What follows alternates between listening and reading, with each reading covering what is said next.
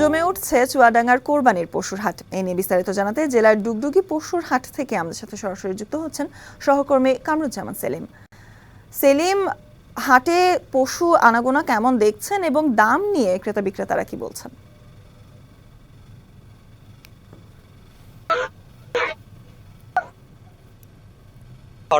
ঈদের আর মাত্র 4 দিন বাকি আছে।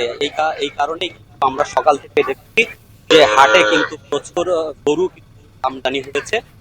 আর এখন গরু আর বিক্রেতার সংখ্যা একেবারেই কম।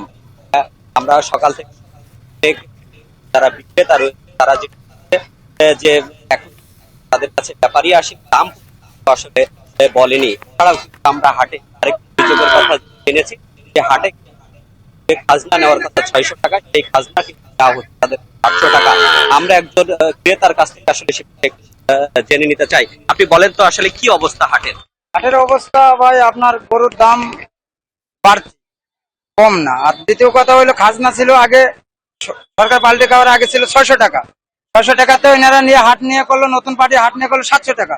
700 টাকার থেকে এখন 820 টাকা আজকে। আচ্ছা, আপনি একটু বলবেন যে আপনি আসলে বিক্রেতা, গরুর দাম কেমন?